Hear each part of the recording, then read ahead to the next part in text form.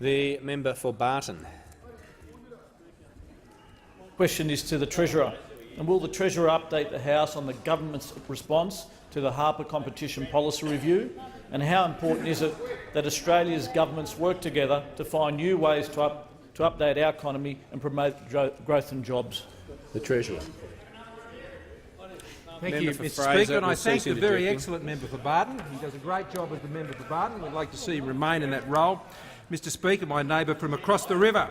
Mr Speaker, I noticed the interjections from the member for Grayndler, who aspires to be the member for Barton. I noticed, Mr Speaker. And the Treasurer won't be distracted. He will come to the question. To be the member for Fowler. The Treasurer will come to the substance of the question. The Treasurer will come to the substance of the question. Treasurer will resume his seat.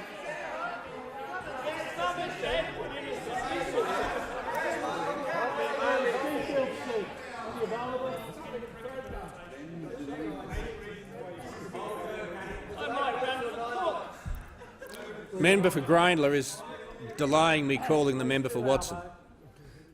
Member for Watson on a point of order. On direct relevance, the Treasurer is the last person who should be talking about pre-selections after how Cook started. The Treasurer has the call. Vita's one of my champions, so the Treasurer will come to the answer. Anyway, Mr Speaker, the question goes to the Harper Review, Mr Speaker. Member for Sydney. And delivering better services and more choice for Australian consumers is what will, and working with the states and territories is what will drive growth and jobs in the economy. And working together with the states and territories to drive growth is what our response to the Harper Review is all about, Mr Speaker. It's resetting the agenda on competition policy and setting out agenda for productivity growth over the next 10 years, Mr Speaker, because we know on this side of the House that we need to drive productivity growth to ensure the real incomes of Australians are improved and the earnings of Australia are improved against the headwinds that we know are in place in front of our economy.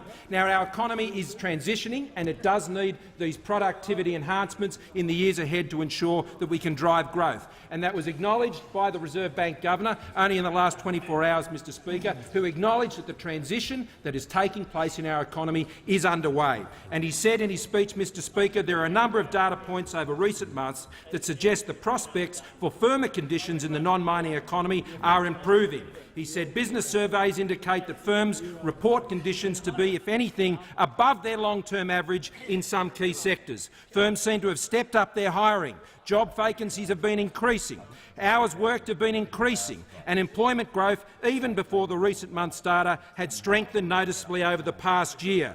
Labour force participation, he says, has risen, and the unemployment rate has been stable. This is supporting income growth as the terms of trade decline works its way through our economy. So the economy is growing, Mr Speaker, and it's growing in spite of those headwinds. And, Mr Speaker, what we have had in a reaction to the government's announcements in response to the Harper inquiry is the Chamber of Commerce of Industry, who says it will make Australia a more competitive place to do business, as well as delivering a much-needed boost to the nation's growth and productivity.